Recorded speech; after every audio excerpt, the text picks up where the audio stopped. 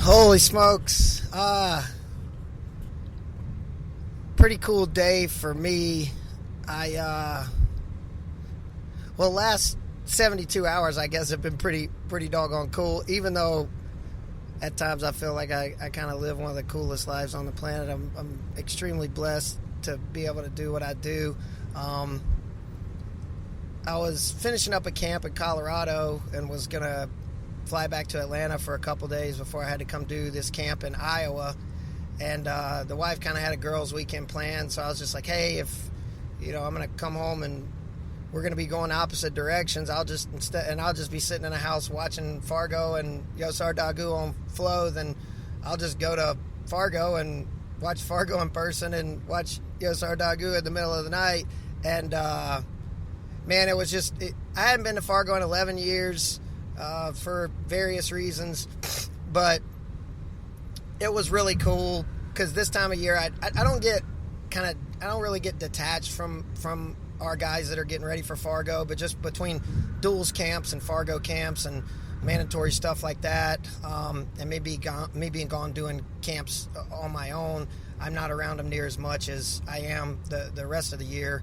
And just getting to see them at Fargo and getting to see them compete, because the last time I was in Fargo, most of those kids were still in elementary school, and now they're in high school, and it was just cool to kind of just be Matt's side. I wasn't coaching. I was just kind of vlogging and doing some media on my own and helping the Flow guys out if they needed it. But just being that up close and personal with those guys at that level and knowing what they put their heart and soul into. And kind of the reason I'm recording this, and we still got a handful of our kids to go that are on the front side that could be Fargo champs as well. But man, Amani Jones just won a Fargo title, and I know some people might be like, oh, well, it's not a boys freestyle junior title. Talk to me when one of your junior boys wins a freestyle title, and then that's a real Fargo title. But nonetheless, Amani Jones, from probably the time she was 5 years old, 6 years old, to now, has been a part of our club. And one thing I kind of want to focus on this kind of little quick recording is just the amount of trust that her dad Eli and her mom Jocelyn allowed me and Roper and now Pete Yates and the rest of our coaching staff to have with Amani. And never one time in the last 10 years has either parent ever questioned what we've done, ever judged us. There was never a wavering in loyalty, no matter how good or how bad their kids did at practice or at an event. Her brother Reese wrestles for us, and he's going to be an amazing athlete in his own right once he starts growing into his body. He's got an amazing skill set. But one of the things I wanted to talk about from a coaching perspective is just how important having the parents, a lot of people say buy-in or on board, but it's not buy-in in and on board, because that suggests that the parents are just doing what I'm asking them to do. I think that the kicker for a lot of successful relationships with coach and athlete is having the parents in sync, and being on the same page and having the same perspective that the coach has, and vice versa. And I've said it before in other podcasts and interviews that I only get their kids 10 hours a week, and then on the weekends at tournaments I have a limited amount of time with their athletes to where I can gain their trust, and I can experience heartbreaks, and I can experience huge wins with them, and basically just have time in the trenches with those athletes. But the beauty of being in sync with the parents, and the parents not just saying, hey, Cliff, I trust you, do whatever you need to do with my athlete, but the importance of having the parents be in sync with me, and me and being in sync with the parents is consistency. Because if the parents just trust me with how I do what I do when I train them and coach them and mentor them and build that relationship with them, but they do something completely different because I'm not in sync with them, then the athlete's living in two different environments. And I think that's one difference between coaching college and senior level athletes is that environment is way more inclusive and consistent, because you have athletes on campus. You have athletes in the room a lot more. You have athletes within an entire system, meaning the way you expect their academics to be ran, the way you expect they handle their social life and their time management and things like that, versus a high school kid where he's going to go to practice and be super focused, and then he might go home and the mom works nights because she works 2 jobs, and that kid is completely left to his own devices and lives in a completely different environment. And there's some things that you can control, and there's some things that you can't control when it comes to home lives and parents and backgrounds and cultures. But I'll tell you, man, the reason Amani has been such an amazing story with our club, not just from a standpoint of a little goofy girl that sometimes I didn't even know if she liked wrestling or was even going to be good, to the extremely confident young lady that she's grown into, is because of the synergy that we have had as coaches with her parents.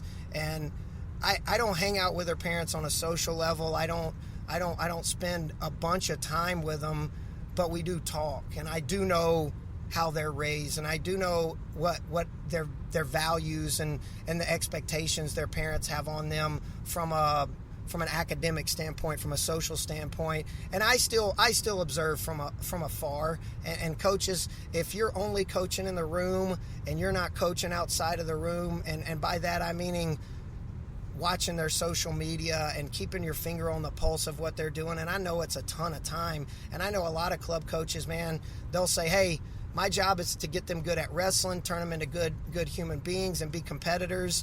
And when they're in my room, that's what I'm going to do.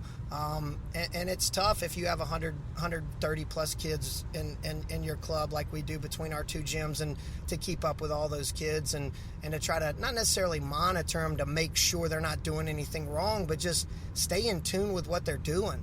You know, do you know what their social life is like, good and bad? Do you know what their home life is like, good and bad?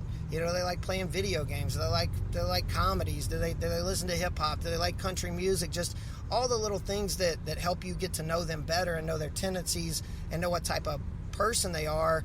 But man, it's super important to be in sync with their environment outside of the one that you can control, right? So I can only control the environment that I create for them when I'm coaching them at an event and when we're training in the practice room. I have very little control over the environment that they have outside of it, but if I at least have an inkling, then I have a better understanding. And I can talk to them about it if they're slipping with their grades, or, you know, if they're not doing what they're supposed to do, you know, at home with their chores, or, you know. And I have a lot of parents that communicate to me and say, hey, you know, I've said it till I'm blue in the face, maybe coming from you it'll be better, you know. And it's always great to hear another voice, but I don't want to be these kids' parents. That's a different dynamic. Mom and dad should stay mom and dad, and there should be certain things that only mom and dad handle. From a mentor aspect, I can give perspective when it comes to mom and dad type concerns that coach is going to address. But I just kind of sitting here, I'm driving from Fargo to Iowa because I got a camp tomorrow at PC Monroe with my man Teeter. And I'll tell you what, they're going to get the best 2 days that I've ever coached in my life, just because I've gotten so much out of the 2 days. And at first when I got up to Fargo, I was like, man, I should have just went home. I'd have probably only seen my wife for like 18 hours, but, you know, I should have went home. And then, man, being around these last few days, being around some of the most high-level coaches and athletes, and just getting to converse and enrich myself as a coach and an individual, I was reflecting with that. And then Amani comes up, and then she wins, and man, I ain't gonna lie, I got pretty emotional, more emotional than I thought I would get. Not because she won. Amani's gonna do great things. She's gonna be a world team member one day. She's gonna vie for world medals. She's that special. But the emotion of it all was just me reflecting on just how awesome the relationship has been with just her and her family, and how great they've been as parents, and let me subsidize some of what they're doing as coach and as mentor, and then being able to receive that back from me. And we just had a great level of communication and perspective, and that's what you need.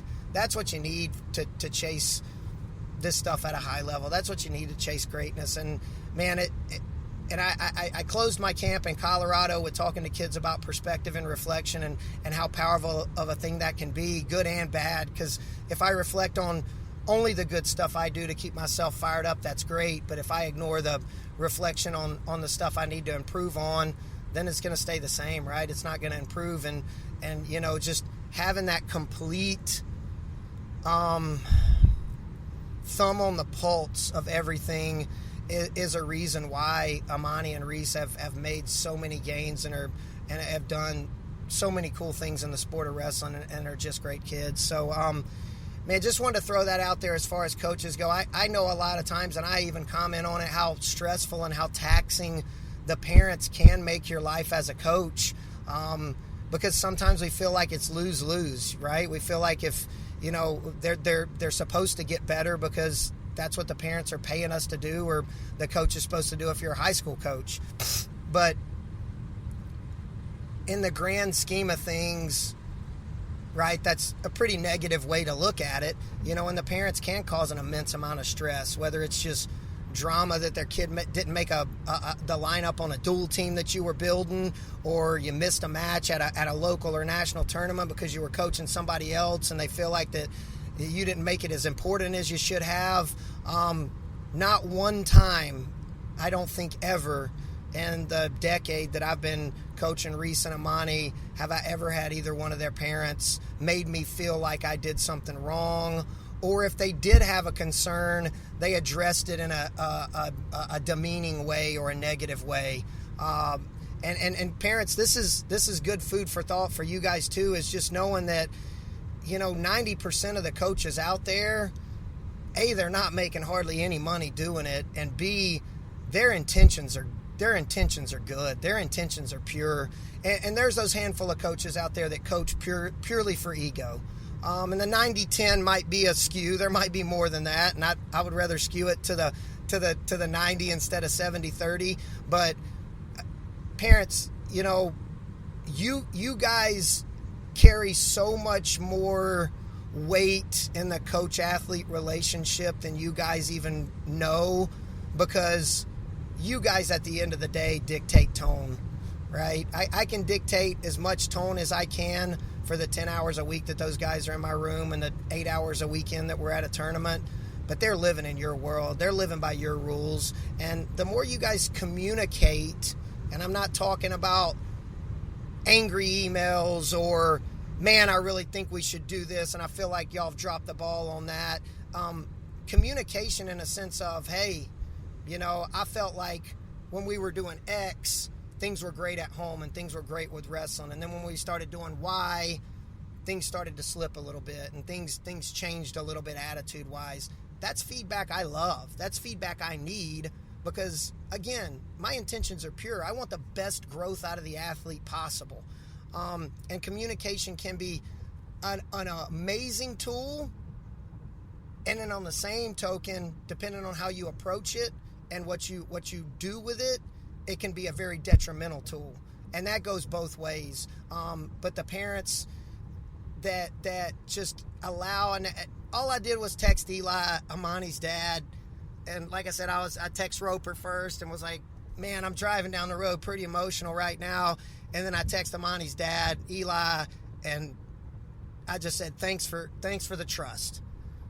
Thanks for the trust, because that guy has turned over his most valuable possessions in his life, and Jocelyn, his wife, has too, their mom, and they've just trusted us. And man, just having those kids trust us because they know their parents trust us, because I can build trust with an athlete and I can talk to an athlete after a match, but then if they go up in the stands and their parent undermine everything that I said or plant little seeds that, hey, next time next time coach tells you to fire that high crotch off, I wouldn't go that route. I'd go single there.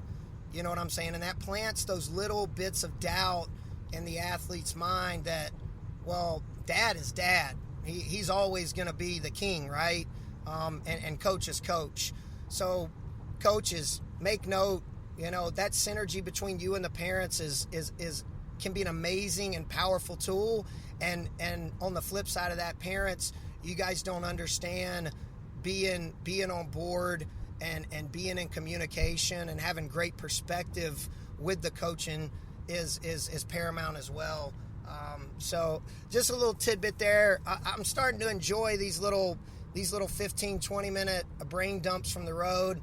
Just throwing some things out, putting it on wax, and just a really cool last 72 hours for me. And who knows, like I said, we got more guys in the tournament clawing their way towards the top of the podium, and who knows, I might be doing a couple more of these halfway emotional driving to Iowa the rest of the day. But think about it next time as a parent you want to undermine the coach, or you feel like there's a situation where you want to create a lot of drama and there's really no need to create drama.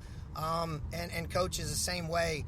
The next time you decide to dismiss the parent and just say, hey, they're an idiot, I'm the wrestling coach, I'm the professional, I know what I'm doing, they're just a dumb parent. Just remember that even if they are a little overbearing as a parent, or a lot overbearing as a parent, and even if they are a parent that sometimes doesn't see eye to eye with you on something, until you guys or at least are trying to achieve clicking on all cylinders and seeing eye to eye, you're never going to maximize growth with the kid. And that's one of those things where businesses have a mission statement, organizations have a mission statement, and that's their blueprint to keep them on track.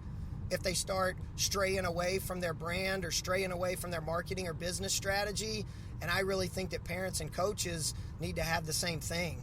And it's not that hard. The athlete is the most important thing. And, when we and Roper sat down to create the compound, we had an amazing mentor and Charles Pike, and his two kids, Chad and Chandler, were, I think, both 3-time state champs in high school, and both went to NC State. And Chandler's at law school and at Auburn, and Chad just finished up his graduate's degree and working with Heath Esslinger and his organization at UTC. But one of the things he made us do is he made us sit down and write what our core values were and write what our mission statement down was. And that's the way we've operated. And every relationship with our athletes has been the most important thing. And that was one of our core values, and the tone of our mission statement was, everybody that's involved with us, we treat them like volunteers, whether they're getting paid or not, on staff, and there was not going to be any egos. Everybody else was going to be included and that type of thing. But our athletes were the most important thing. They were our most valuable commodity, not because they paid the bills, but because that's what kept us on the straight and narrow when it maybe started being about ego, or maybe started being about winning a duel at a national event, or maybe started being about, man, if we had more kids winning, if we could just get our kids winning a lot quicker, then that's easier to market. That's easier to put out there on social media that our kids are the best and that we've won 3,000 kid state titles in a row because we just went out there slinging headlocks and cement jobs, but we won. And we could have done that, or we could have just been patient. We could have just invested in the athletes, proved to them that investing and focusing on growth every day, it would pay off. And that 5 years with the Asian bamboo plant in the ground that you feed and water every day, and that 5 weeks hit, you got days like today when a decade of hard work for Amani Jones is a Fargo title, and that seed got planted. We've fed and watered the dream for well over 5 years. That 5 weeks of growth hit from 0 to 90 feet on the dream, on the Asian bamboo tree, and we go plant another seed tomorrow, and Amani's going to plant another seed tomorrow, and we get right back to work.